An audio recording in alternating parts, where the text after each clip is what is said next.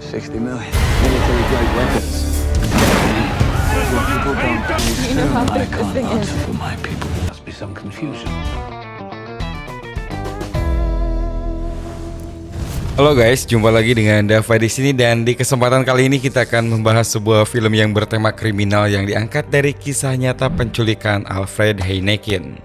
Kita nggak bakal bahas narkoba lagi nih guys. Si Alfred ini adalah orang kaya, yaitu cucu dari pendiri perusahaan bir ternama. Aksi penculikan tersebut dilakukan oleh 5 pengangguran dan mereka cukup cerdik, bisa mengelabui para polisi seakan-akan penculikan dilakukan oleh penjahat kelas kakap. Bayangin aja guys, tebusannya 500 miliar, yang berarti satu orang akan dapat 100 M. Wih, ngeri, gede banget kan? Gimana cerita lengkapnya? Langsung aja guys, pasang headsetnya, jauhi tempat ramai dan dengarkan baik-baik, ini dia ceritanya. Cerita ini berlatar di Amsterdam pada tahun 1982. 4 pria pengangguran tampak masuk ke dalam bank untuk mencoba mengajukan pinjaman. Mereka ini adalah Cor, Willem, Spike, dan juga satu lagi Cat. Cor mengaku kalau ia dan teman-temannya sedang kekurangan dana untuk membiayai bisnis konstruksinya. Staf tersebut langsung saja mengecek data-data perusahaan yang Cor akui. Namun satu yang menjadi kendala, Cor memberikan jaminan sebuah gedung kosong yang ternyata gedung itu adalah sarana tempat tidur orang-orang tunawisma. Karena tidak ada lagi aset atau jaminan yang diajukan, akhirnya permohonan pinjaman mereka ditolak. Saat malam tahun baru, Cor dan istrinya Sonja diundang ke rumah orang tuanya. Ternyata Willem juga datang yang merupakan kakak dari Sonja. Namun saat datang, ia tak menyapa ayahnya, malah langsung bercanda dengan Cor dan Sonja karena mereka sebentar lagi akan punya seorang anak. Willem tetap saja acuh, bahkan ia tak mau minum bir Heineken yang ditawarkan oleh ayahnya. Padahal di perusahaan bir itu ayahnya dulu bekerja hingga bisa membesarkan Willem dan juga Sonja. Namun Willem malah menghina Mr. Heineken karena sudah memecat ayahnya. Sang ayah tentu saja tak terima karena walau begitu Freddy Heineken adalah teman baiknya sedari kecil. Masih di malam yang sama, Cor dan Willem menemui 2 orang temannya. 4 pria itu saling curhat dan tidak ingin hidup susah, terlebih setelah usaha mereka semua bangkrut. Cor pun memberikan ide yang bisa menghasilkan banyak uang, namun mereka harus mempertaruhkan kebebasan. Ternyata Cor dan Willem mengajak kedua rekannya untuk menculik seorang pria yang tidak lain adalah Freddy Heineken. Dengan menculik Mr. Heineken, mereka berpikir bisa mendapatkan uang tebusan yang besarnya hingga puluhan juta. Setelah berdiskusi, mereka pun mulai mengumpulkan peralatan yang dibutuhkan seperti kendaraan, topeng, dan juga senjata.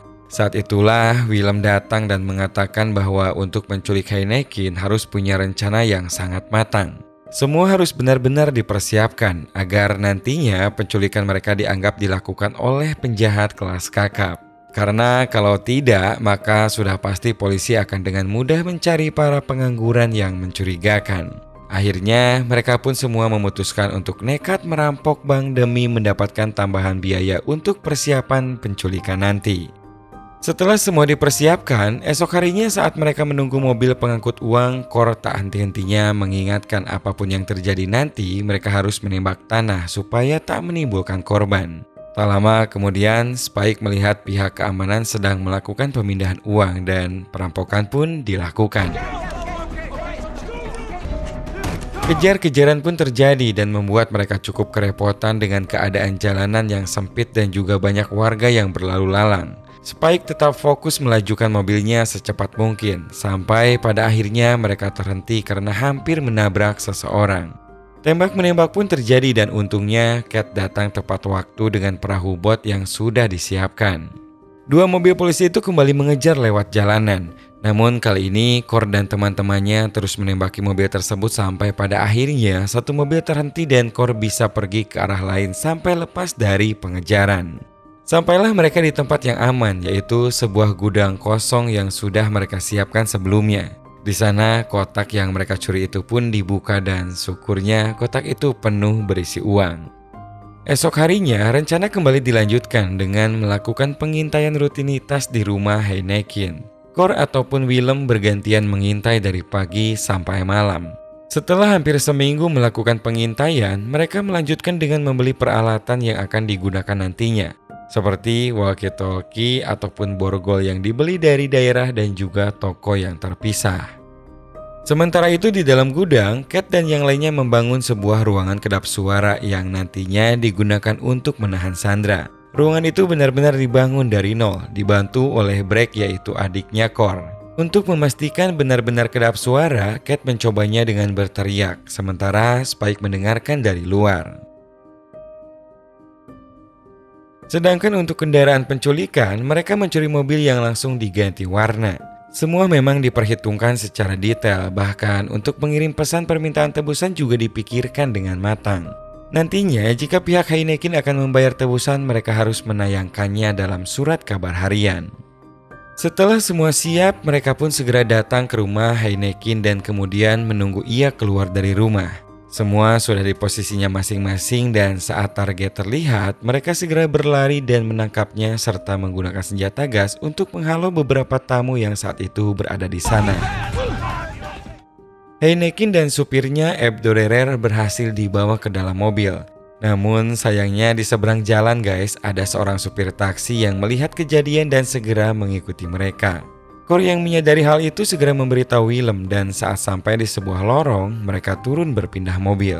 Sementara Willem mengusir taksi itu dengan menodongkan senjata ke arahnya. Dan tak lama setelah itu, mereka pun sampai di gudang. Dan kedua Sandra langsung digiring ke dalam ruangan yang berbeda.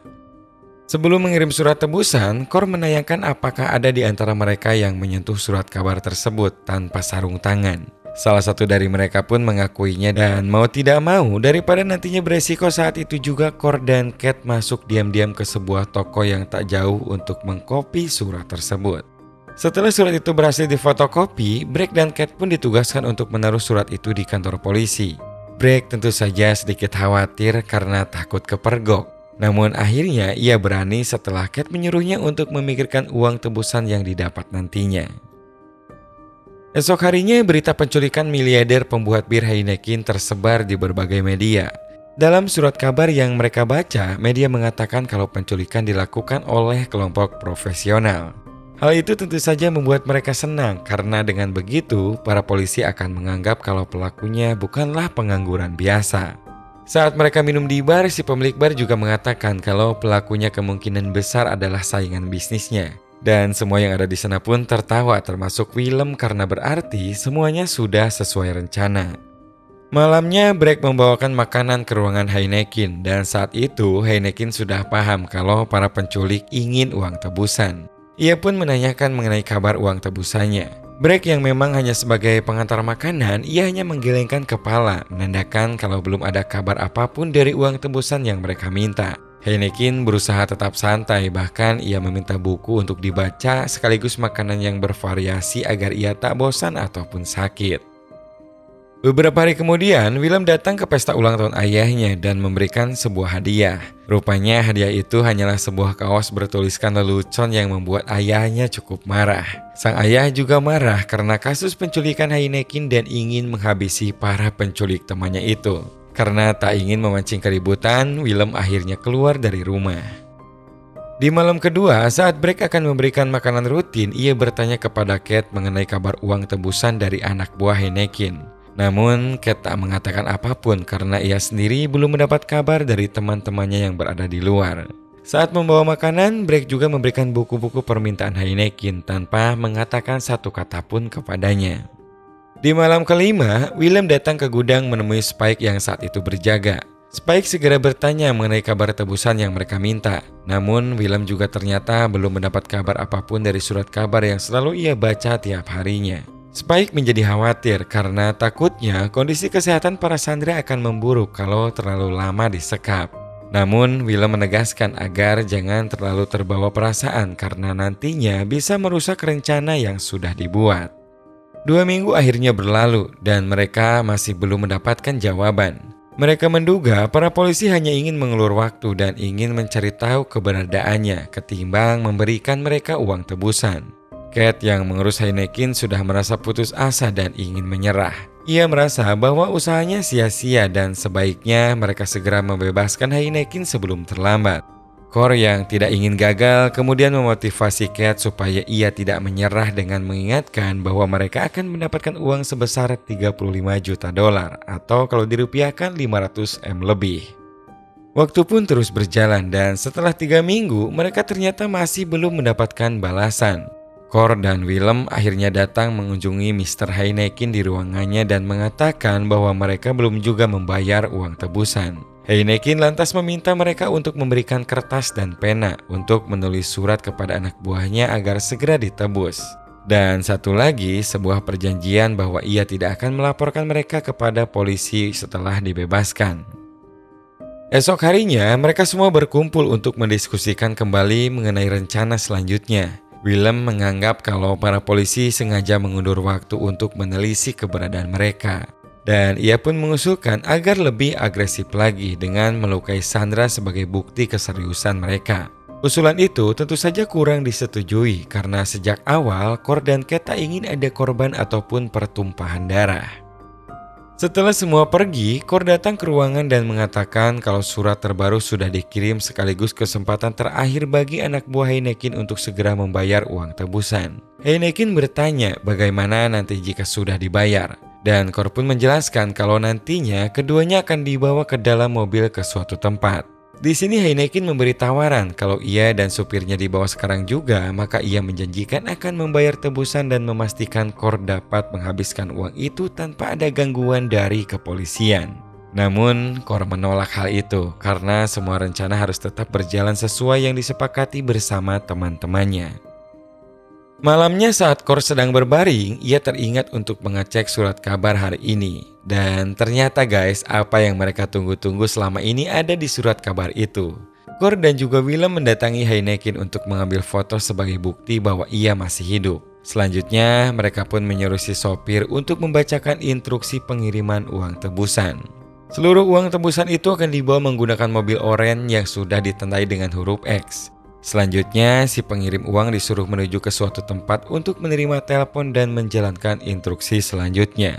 Dengan perhitungan yang detail, akhirnya si pengirim sampai di sebuah parkiran kosong dan disuruh untuk memindahkan uang itu ke dalam mobil yang berbeda. Nah, di mobil terakhir ini, si pengirim disuruh untuk pergi ke suatu jembatan dan diperintahkan untuk melemparkan seluruh uangnya ke bawah jembatan.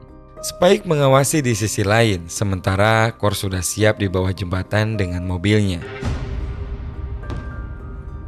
Uang itu pun mereka bawa ke suatu tempat dan segera disembunyikan. Sementara Cat pergi ke arah lain untuk membuang mobil yang sudah mereka gunakan. Setelah kondisi dirasa aman, mereka semua berkumpul di suatu tempat untuk membagikan uang tebusan.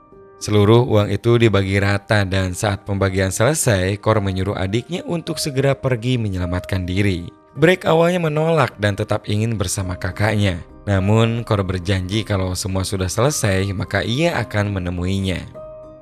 Setelah Break pergi, Willem mengajak rekan-rekannya untuk kabur ke Paris. Namun Cat menolak dengan alasan ia punya keluarga dan anak-anak. Mereka akhirnya berdebat soal membahas tentang apa yang harus mereka lakukan pada Heineken. Spike mengatakan jika mereka membebaskannya saat ini, maka akan sangat beresiko nantinya. Sebagai solusi, ia memberi ide untuk menelepon anak buah Heineken jika mereka sampai di Paris. Namun, Cat tetap tak setuju dan ia pun memilih untuk pergi sendiri melepaskan Heineken.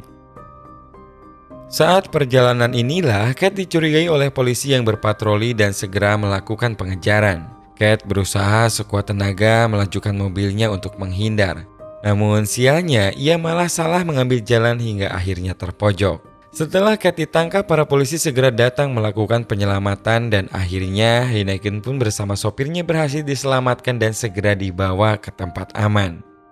Sementara itu, Cor, Willem dan Spike tengah dalam perjalanan menuju Paris. Mereka mendengar berita bahwa Heineken sudah ditemukan di sebuah gudang yang terletak di pinggiran kota Amsterdam. Spike terus-terusan mengeluh dan menyangka kalau Break telah tertangkap dan melaporkan semuanya. Willem yang tak tahan dengan ocehannya langsung memukuli Spike hingga terjadilah keributan yang membuat Cor menghentikan mobilnya. Namun Spike lebih memilih pergi bersama uang bagiannya, sementara Willem dan Cor melanjutkan perjalanannya.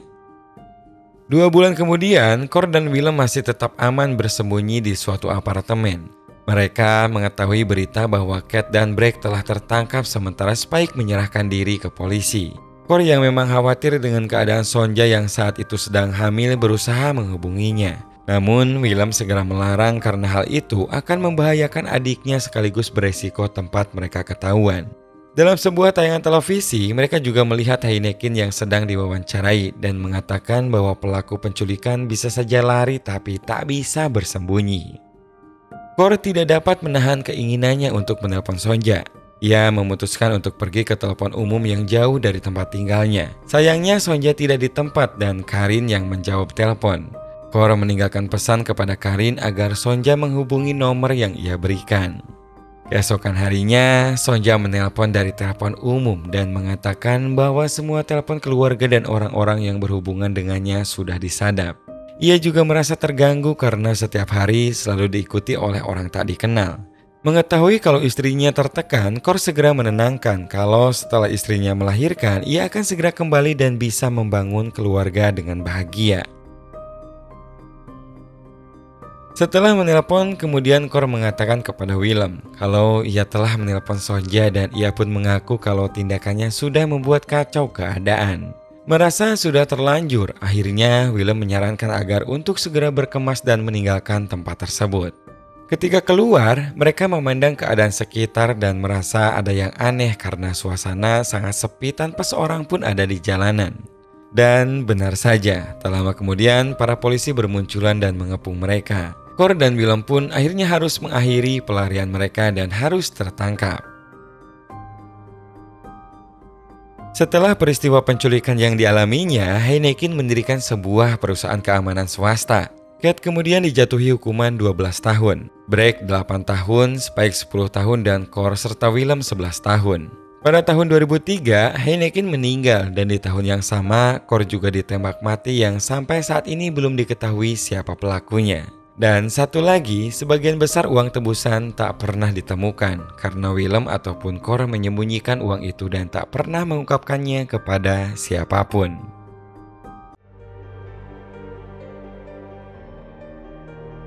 Dari film ini kita belajar bahwa untuk mendapatkan sesuatu kita harus berusaha dengan tekun dan bukannya mengambil jalan pintas. Satu lagi kata Heineken, jika ingin menjadi kaya maka sudah pasti akan punya sedikit teman. Dan sebaliknya, jika ingin punya teman banyak, maka kalian gak bisa menjadi kaya. Kenalan memang banyak, tapi bukan berarti mereka semua adalah teman. Satu lagi, kebahagiaan juga gak selamanya prioritas utamanya adalah harta. Kaya akan kasih sayang ataupun perhatian orang-orang sekitar tentunya juga akan membuat hati kita tenang. Terima kasih banyak guys, dan sampai jumpa lagi di video 7 menit selanjutnya.